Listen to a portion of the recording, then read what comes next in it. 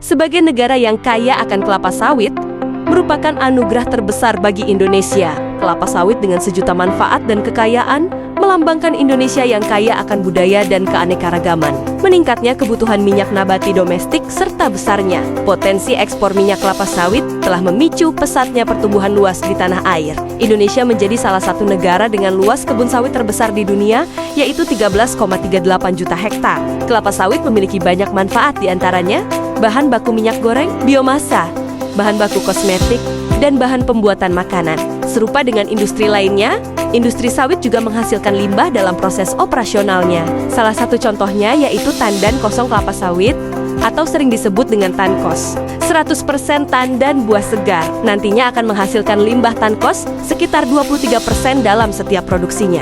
Proses pengaplikasian tandan kosong kelapa sawit harus dilakukan dalam waktu tidak lebih dalam 6 hari. Lalu untuk apa limbah tankos itu bisa kita gunakan? Sebelum kita lihat bagaimana pengolahan limbah tankos, mari kita simak proses limbah tankos itu dihasilkan.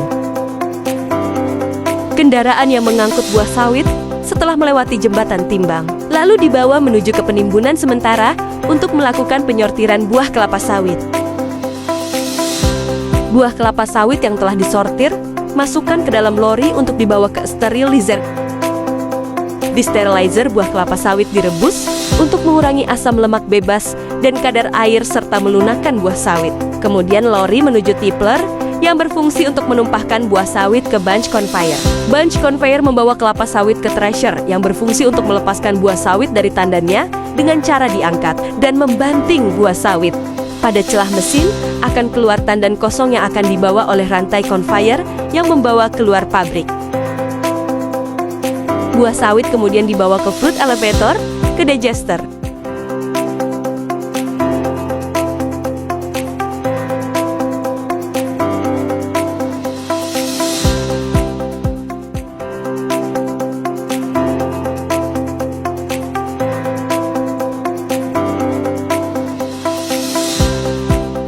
Di dalam digester, buah sawit dilumatkan menggunakan pisau pengaduk untuk memisahkan daging buah dan biji sawit. Daging buah sawit yang telah dicincang diperas di screw press untuk mendapatkan minyak kasar. Minyak kasar dialirkan ke sand trap tank yang berfungsi untuk menangkap pasir.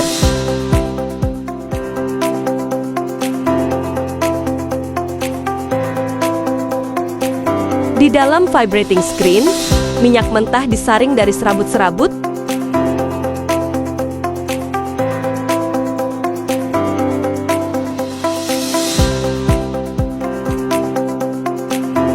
Partikel-partikel yang lolos di vibrating screen diendapkan di crude oil tank.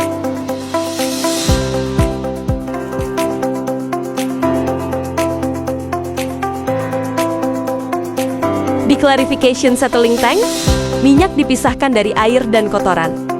Kemudian dialirkan ke oil tank yang berfungsi sebagai tempat sementara minyak sebelum diolah di purify.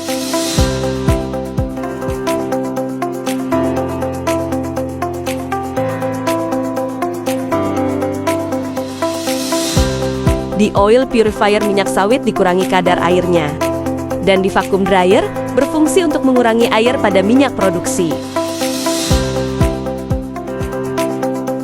Storage tank berfungsi sebagai tempat penyimpanan minyak sementara. Minyak dari hasil tabung ini lebih umum dikenal dengan CPO crude palm oil, yaitu bahan baku minyak kelapa sawit mentah. CPO ini kemudian diangkut dan dijual ke pabrik pengolahan makanan seperti minyak goreng, mentega, dan lainnya. Setelah memahami proses produksi CPO, kita dapat melanjutkan untuk menelaah neraca massa yang terbentuk dalam proses pengolahan. Pengolahan kelapa sawit dimulai dari 100% tandan buah segar yang masuk ke pabrik. Dari jumlah tersebut, 32% berupa limbah cair atau effluent, 23% menjadi tandan kosong, dan sisanya 45% merupakan buah sawit yang akan diolah lebih lanjut.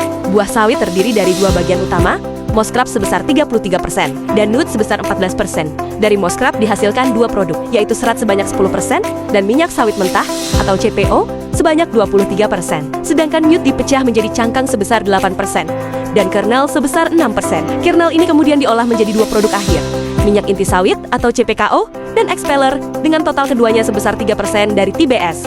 tingginya limbah tankos yang mencapai 23% dari setiap proses produksi. Seringkali hanya dibakar atau ditumpuk, sehingga mencemari lingkungan dan melewatkan sumber daya biomasa yang berpotensi besar.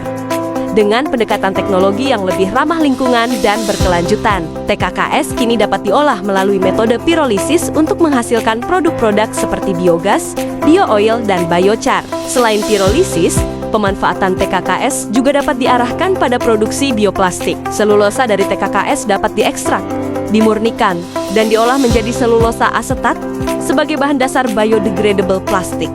Selanjutnya, mari kita lihat prosedur pengolahan tandan kosong kelapa sawit menjadi bio-oil, biogas, dan biochar menggunakan metode pirolisis. Pertama, TKKS dihancurkan menjadi serabut. Lalu alat pirolisis disiapkan dan dipastikan terpasang dengan benar. Setelah itu, ruang bakar diisi arang dan minyak tanah. Kemudian, serabut TKKS dimasukkan ke dalam reaktor pirolisis. Saat bahan bakar menyala, blower dinyalakan untuk mempercepat pembakaran. Setelah stabil, blower dimatikan dan ruang bakar ditutup. Suhu pirolisis diatur pada 500, 550, atau 600 derajat Celcius. Gas yang terbentuk kemudian dikondensasikan menjadi cairan bio-oil.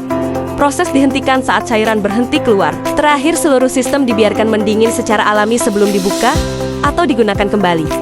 Sebelumnya, TKKS telah berhasil diolah menjadi bio-oil, biogas, dan biochar melalui proses pirolisis. Kini, kita akan melanjutkan proses konversi TKKS menjadi biodegradable plastik.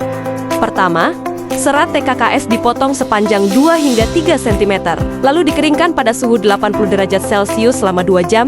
Selanjutnya, dilakukan hidrolisis menggunakan larutan HNO3 dengan konsentrasi 3,5%, lalu dipanaskan pada suhu 90 hingga 95 derajat Celcius selama 2 jam. Setelah itu, bahan dicuci menggunakan Aquades hingga pH netral.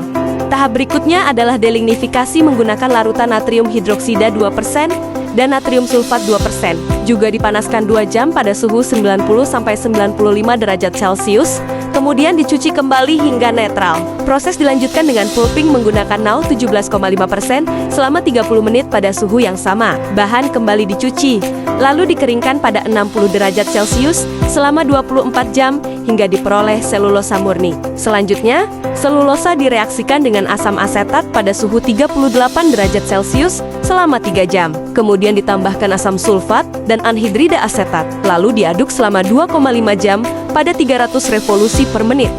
Setelah itu, ditambahkan air dan asam asetat kembali, lalu diaduk selama 30 menit, kemudian tambahkan natrium asetat dan campur selama 5 menit.